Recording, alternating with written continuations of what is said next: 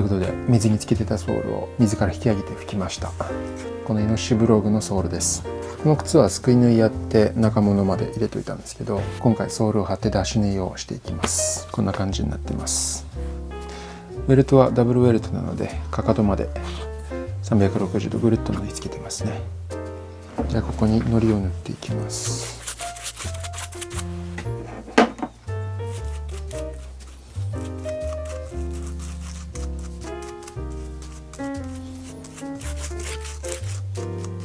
糊を塗りました。まずソール1枚目は前部分半分だけのソールを貼り付けます。ハーフミッドソールですね。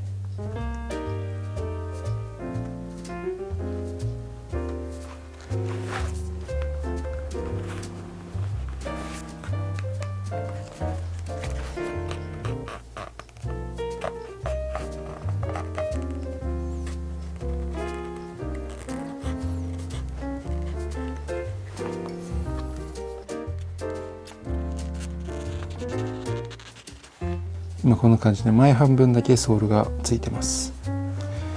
で次はこれも同じく水に浸しといたソールです。これを今度は全体に貼り付けます。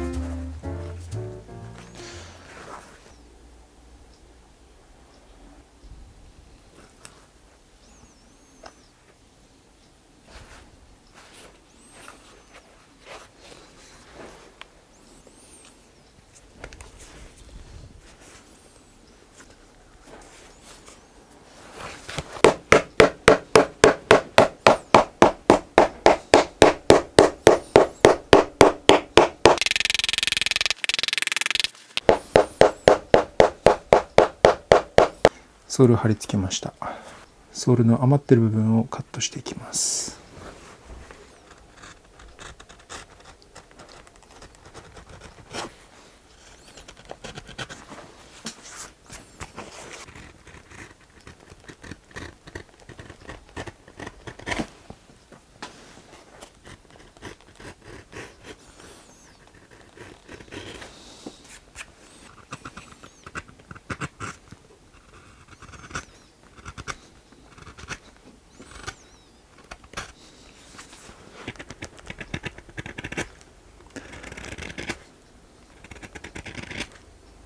じゃあドブ起こしをします。よし。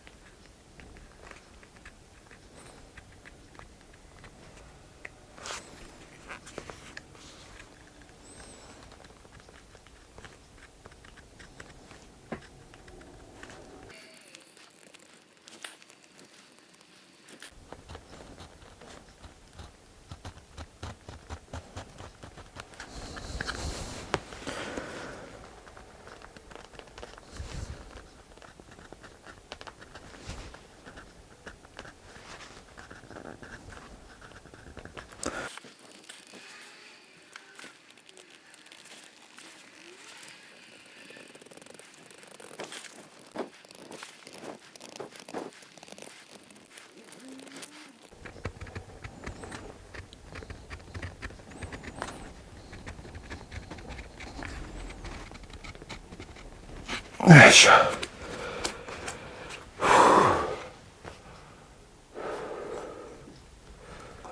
ウィールを温めました。今回8番ウィールですね。結構ギザギザが粗めです。ウィール転がします。内踏まずは入らないですけどね。一応出し縫いの目印のためにつけときます。よいしょ。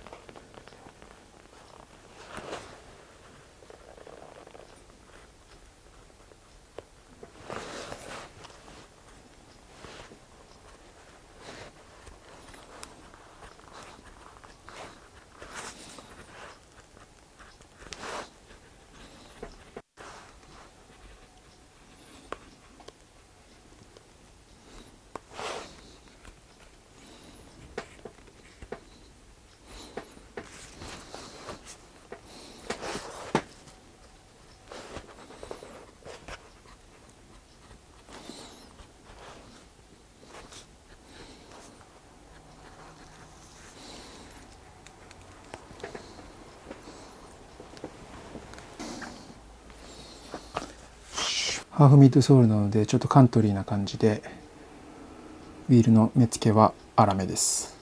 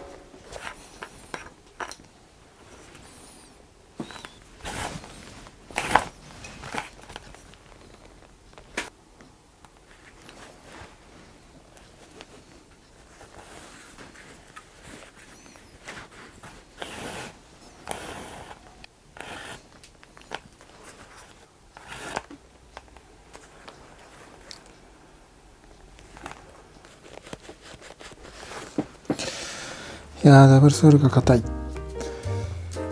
です。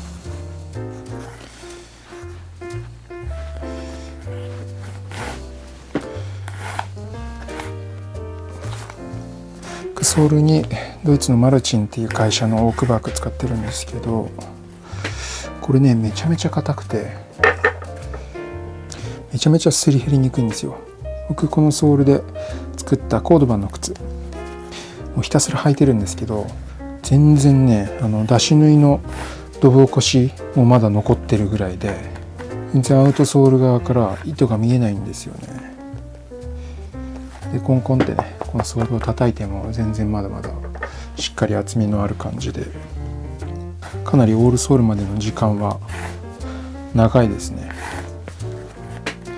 なんですけど別に曲がらないとかいう硬さではなく、対摩耗性が高いみたいな感じで、もちろんね履き始め最初はソール硬いですけど、馴染めば全然柔らかくなるし、その僕の前作ったコードバンの靴はハンドソンウェルトのシングルソールなんですけど、そこらのマッケイの靴より全然柔らかいです。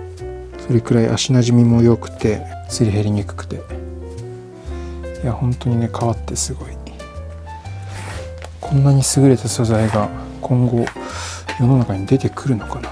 出てきたらそれはそれで楽しみなんですけどね。出し縫いが終わったのでドブ起こしを戻します。起こした革に糊を塗ります。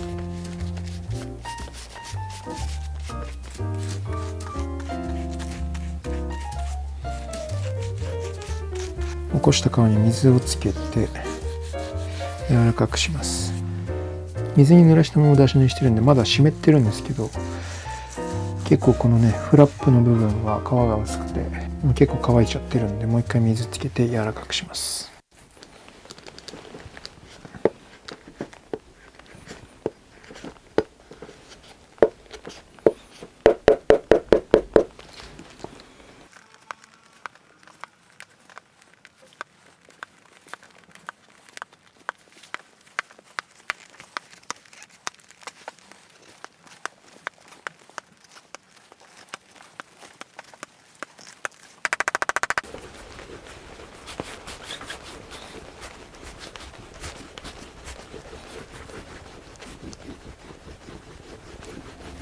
はい、こんな感じで出し縫い終わりました。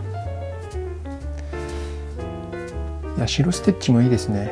今回はステッチは白じゃなくて茶色にしようと思ってるんですけど、この雰囲気だったら全然白もありですよね。